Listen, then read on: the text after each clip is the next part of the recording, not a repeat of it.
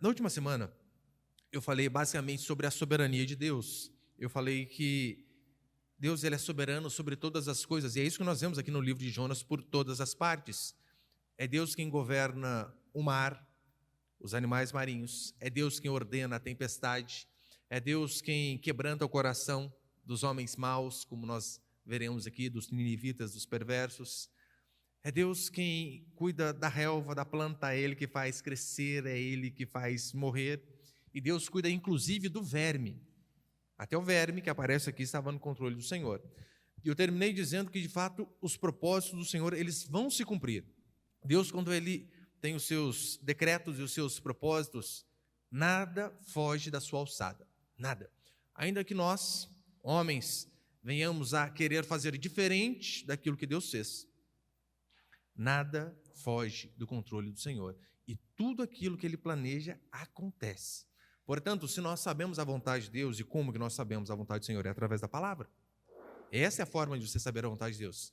Se você vai para a palavra do Senhor e você vê o seu coração diferente daquilo que a Escritura diz, siga a Escritura. Se você pensa em tomar uma decisão e o seu eu, lá no seu íntimo, quer fazer algo diferente daquilo que a palavra do Senhor diz, não siga o seu eu, não siga o seu coração, não siga a sua mente. Siga a vontade do Senhor, porque a vontade do Senhor é que vai se cumprir. E quando nós somos teimosos, queremos fazer a qualquer custo a nossa vontade, o que nós vemos é o cumprimento de Jonas, né? Ou você faz por bem, ou você vai para onde Deus mandou de navio, ou você vai vomitado no ventre de um peixe, mas você vai. Então é de suma importância obedecer. Mas com base nisso, eu vou passar apenas 2 princípios aqui hoje. Põe o primeiro, por favor. A primeira coisa que nós vemos é a graça de Deus sobre os idólatras e maus. É isso que nós vemos aqui. Lembra esses marinheiros? Diz a Escritura que eles oram ao seu Deus. Cada um tinha um Deus. Eles oram ao seu Deus. Nínive, né, para onde Deus comissionou Jonas, Nínive significa de fato, né, cidade do peixe. Cidade do peixe.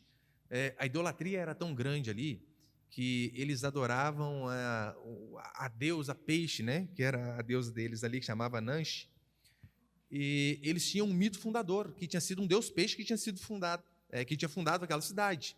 E por conta da história de Jonas, né? Olha, Jonas, ele veio na barriga de um peixe, foi vomitado aqui. Alguns comentaristas vão dizer que isso fez aquele povo ser mais propício à mensagem ao qual Jonas ia falar. Por quê? Porque tudo girava em torno do peixe naquela cidade. E logo, então, a gente vê, né, essa conexão simples entre Jonas, o peixe, e aquele povo. O grande tema do livro de Jonas, você vai ver, né, em todos os 4 capítulos, você vê a soberania de Deus sobre todas as coisas, como eu disse no começo, todas, sem exceção. Do homem ao verme. E a mensagem do livro de Jonas, ela se concentra na salvação dos inimigos mais repugnantes para o povo de Israel. É a mensagem de salvação para os arqui-inimigos do povo de Deus, a quem eles mais temiam, o povo mais perverso e que mais judiava das outras pessoas.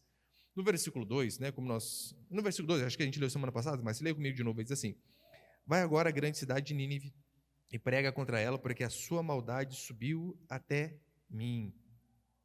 Vai à cidade de Nínive. Por que você acha que Deus ele se preocuparia com um povo que a princípio não é o seu povo? Por que Deus se preocuparia em mandar um profeta, um hebreu, pregar a mensagem de arrependimento e salvação para um povo extremamente perverso como os ninivitas? Por que será? Por que Deus queria alcançar aqueles ninivitas que eram absolutamente idólatras? Olha, é simples. Deus está querendo mostrar que Ele não é Deus apenas do seu próprio povo, dos hebreus, mas Ele é Deus de todas as nações. Então, esta é a grande mensagem do texto. Por isso, Ele alcança os marinheiros, que eram idólatras, que estavam orando cada um para o seu Deus, e Ele também alcança os ninivitas, que também eram idólatras e extremamente perversos. Ainda que você nunca tenha se dobrado diante de uma imagem de gesso, a Bíblia diz que nós, por si só, somos idólatras. Eu, por exemplo, né, eu vejo a história de Jonas, de Deus convertendo os idólatras, e eu me vejo na pele desse povo, sabe por quê? Porque eu era esse povo. Eu vim do ápice da idolatria da nossa região, era até coroinha da Basílica de Aparecida e várias outras igrejas lá. E eu vejo que, e você sabe, né, Aparecida tudo gira em torno da idolatria. E Deus salva pessoas de lá, né? Não só eu, né, meu primo, a esposa dele, a família dele, todo mundo de lá. Para mostrar que Deus ele continua sendo misericordioso. Só que você pode pensar assim, não, mas eu nunca tive esse defeito, né, esse problema, esse pecado de me dobrar diante de uma imagem de gesso, de madeira, seja lá o que for. Ainda que você não tenha feito isso.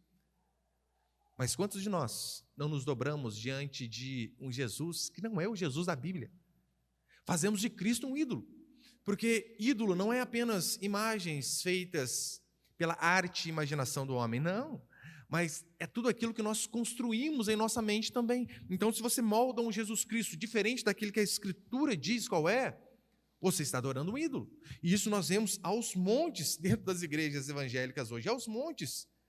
O Jesus que muitos dizem servir é um Jesus que apenas ama, é um Jesus que não pune, é um Jesus que não repreende, que condena muito menos, nem julga. Então nós fazemos a imagem desse Jesus Cristo e achamos que ele é um Deus verdadeiro. Não é. Não é. Lembra que Jesus Cristo, o próprio, ele chega uma vez lá, o povo está fazendo a casa do pai dele comércio, ele vai, ele vira as mesas, ele dá chicotada, bicuda para tudo que é lado. Você consegue imaginar esse Jesus paz e amor dos crentes de hoje fazendo isso? Bicuda, virando mesa, chicotada para tudo que é lado? Sim, ele fez. Ele fez isso. As pessoas que às vezes idolatram esse Jesus Cristo que não é bíblico, eles não leem a Bíblia. E é por isso então que eles formam talvez o ídolo deles, que tem o nome do Deus verdadeiro, Jesus Cristo, eles formam com base em pedaços tirados da Escritura, mas é como se fosse um Frankenstein, né? O Frankenstein é um pedaço de cada um. Então eles formam um Cristo de acordo com aquilo que eles querem. Aquela Bíblia de promessas, acho que dá para fazer bastante isso, né? Aquelas promessas onde são textos absolutamente fora de contexto, pode nos gerar um Jesus Cristo que não tem nada a ver com a Escritura. Mas veja, Apocalipse vai dizer que aqueles que não se arrependem de seus pecados, esses receberão do furor, da ira do Cordeiro. Esse é o mesmo Jesus ao qual nós estamos falando. É tão certo que Apocalipse 22, capítulo 22, versículo 14 e 15, vai dizer assim: bem-aventurados que lavam as suas roupas para que tenham direito à árvore da vida e possam entrar na cidade pelas portas. Ficarão de fora, fora do céu, da salvação, né, da cidade celestial. Ficarão fora os cães, os feiticeiros, os adúlteros, os homicidas, os idólatras e todo aquele que ama e pratica a mentira. Que coisa!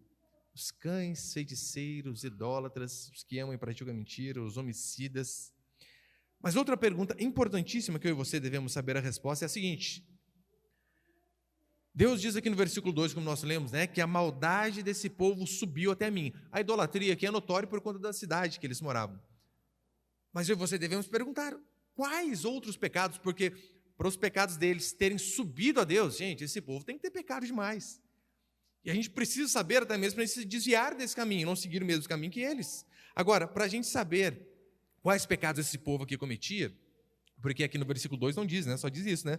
Vai agora à grande cidade de Nínive e prega contra ela, porque a sua maldade subiu até mim. Para que você entenda isso de uma forma mais completa, você precisa entender a profecia de Naum, que era contemporâneo de Jonas, e ele profetiza justamente um julgamento contra Nínive. E, por exemplo, olha o que ele vai dizer sobre a idolatria. Põe ele.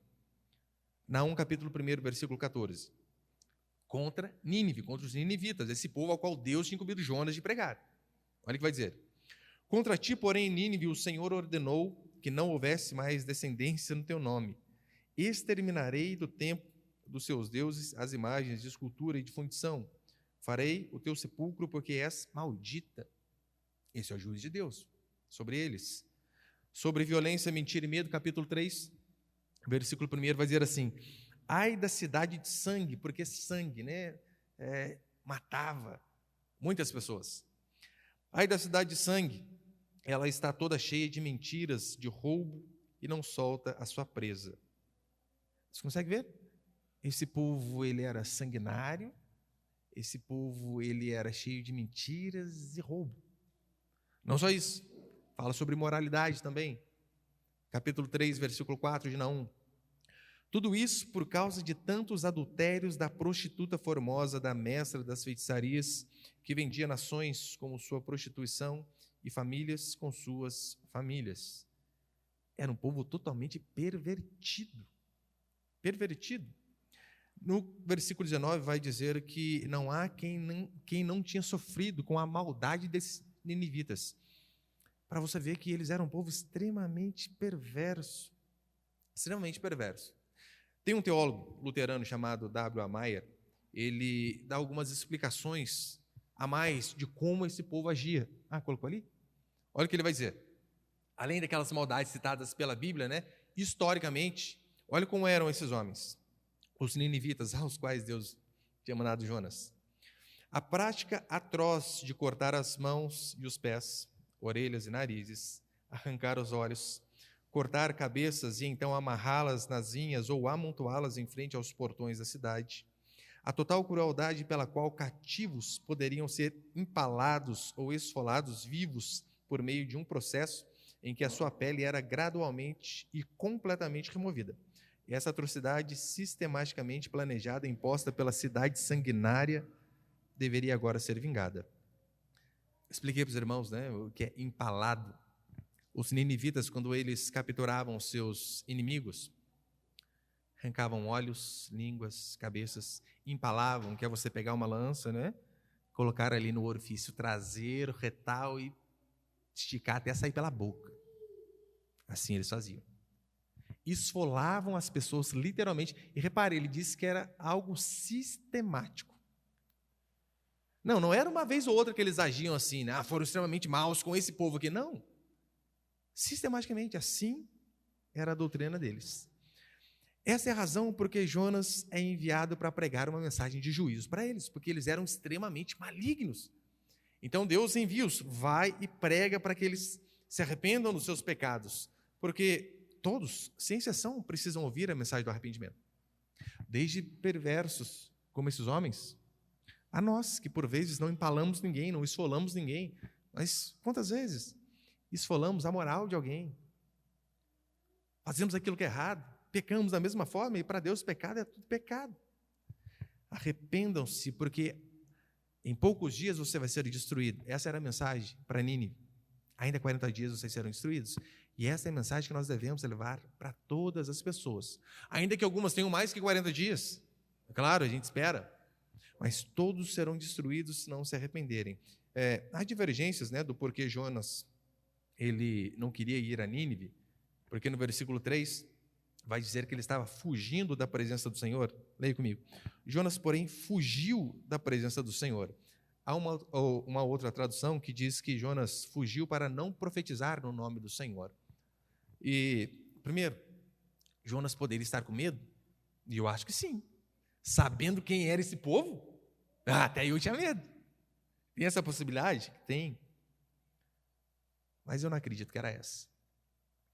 Eu acredito, como a maioria dos comentaristas dizem, que Jonas ele não queria ir, porque ele sabia que se ele pregasse a palavra de Deus e houvesse arrependimento, sabe o que aconteceria? Deus aceitaria aquele povo. E ele não queria ver aquele povo convertido. Por isso que ele termina emburrado, mal. Por que o Senhor foi converter esse povo? Ele termina o livro assim. Mas é o seguinte, queridos, olha, eles eram os arqui-inimigos do povo de Deus. Eles queriam matar o povo de Deus. Por mais que nesse período eles estavam enfraquecidos, mas eles eram inimigos em potencial. E se você alimenta seu inimigo, ele vai se virar contra você. Imagina o seguinte: Deus vem, ele vai enviar você como missionário para que vidas sejam salvas. Ele diz assim: eu quero que você saia daqui e vá pregar lá no sindicato dos metalúrgicos. Vai lá! Para o Barba e sua equipe. Dá para entender um pouquinho porque que Jonas ficou furioso, né? Dá para entender. Jonas, ele é a história de um homem que está fugindo de Deus e de um Deus correndo atrás deste homem. Qual é o nome que é dado? É este favor feito a pessoas que não merecem. Graça. É isso que nós vemos por toda a Escritura. Deus, com sua graça, correndo atrás de pecadores que estão fugindo do Senhor. E graça literalmente é isso, né? Favor e merecido. Você não fez por merecer e mesmo assim você recebeu. Thomas Carlyle, põe ali, por favor. Thomas Carlyle, ele diz assim, uma definição fantástica também a respeito de graça. Graça é mais do que favor e merecido. Se você alimenta um mendigo que te chama, isso é favor e merecido, mas dificilmente é graça. Mas suponhamos que depois de o roubá-lo, ou seja, o mendigo te roubou, você então o alimente. Isso seria graça. Graça, então, é o favor demonstrado onde há demérito positivo naquele que o recebe. A pessoa não apenas não fez nada para que ela merecesse graça. Mas eu não fiz nada, então eu agi com graça. Não, a pessoa ela fez o que era errado. E fazendo o que é errado, agir com graça. Isso, de fato, é uma definição fantástica do que é graça. No livro de Jonas, Deus ele não estende a sua mão graciosa e misericordiosa a simples povos pecadores. Não, não é só isso. Ele estende a pessoas extremamente pervertidas, a pessoas extremamente perversas, extremamente idólatras. Eram pecadoras, mas pecadoras com P maiúsculo. Ele estende as suas mãos aos piores inimigos que naquele momento haviam se levantado contra o seu povo. Os piores inimigos. Graça, portanto, não é só quitar a dívida de alguém, é você pagar a dívida de alguém que fez algo de mal para você. E nós vemos Deus fazendo isso o tempo todo. Porque se Deus, se ele fosse reservado, pensa nisso, pastor do céu, mas Deus fazia o bem para esse povo. Mas se Deus não alcançasse esse povo, não alcançaria a gente também, porque nós também não éramos povo dele. Então, ainda bem que Deus resolveu ter misericórdia e graça desses perversos, porque anos mais tarde, séculos mais tarde, poderia ter misericórdia de nós, como teve. E segundo, e último para encerrar, põe ali, por favor.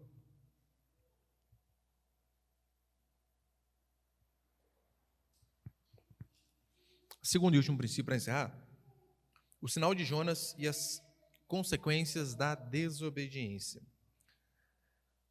No Novo Testamento, há 3 passagens que citam a respeito de Jonas: Mateus 12, Mateus 16 e Lucas capítulo 11. A mais conhecida, talvez, é Mateus 12, 39 a 40. Põe ele, por favor. Não tem? Mateus 12, 39 a 40, que nós vemos o próprio Jesus Cristo citando a história de Jonas. E lembra que eu falei nas primeiras pregações? Se você dizer que Jonas ele é apenas uma parábola, apenas uma história, você vai ter implicações em dizer que Jesus Cristo estava mentindo, porque Jesus Cristo cita Jonas como fato, não como parábola, não como analogia, não, ele cita Jonas como algo que aconteceu, um fato histórico. Então, se você não acredita que Jonas é verídico, você está dizendo que Jesus Cristo mentiu. Mateus capítulo 12, verso 39. Mas ele lhes respondeu, Jesus respondendo àqueles homens que o estavam indagando: uma geração má e adúltera pede um sinal, mas nenhum sinal lhe será dado, senão o do profeta Jonas. Pois, assim como Jonas esteve 3 dias e 3 noites no ventre do grande peixe, assim o Filho do Homem estará 3 dias e 3 noites no coração da terra. Dentre os vários significados do sinal de Jonas, como nós vemos Jesus falando aqui, o mais provável, o mais ideal mesmo é essa questão da comparação, Jesus compara ele com o próprio Jonas. Ele diz, olha, uma comparação é Jonas aprisionado no ventre do grande peixe e eu aprisionado no ventre da terra, no centro da terra. Então ele usa Jonas como uma comparação. Os 3 dias e 3 noites que Jonas passou ali de perrengue danado no ventre do peixe, e aquilo que eu passei 3 dias na morte é um paralelo. Só que você veja, o mesmo Deus deu um final extraordinário e feliz para ambos.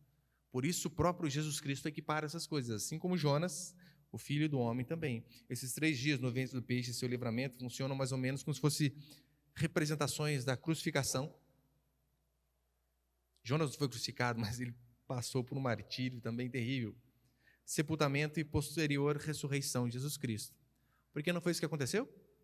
Assim como o grande peixe, depois de 3 dias, cuspiu Jonas em terra, assim Deus, depois de seu filho ter morrido, 3 dias após sua morte, ele faz a mesma coisa para que o seu filho volte à terra. E olha que interessante, Jonas, ele é ele é o único profeta que deliberadamente diz assim para Deus: não vou. Você imagina, Deus mandava, todos obedeciam. Jonas é o birrento da história. Sempre tem que ter um, né? Não, eu não vou.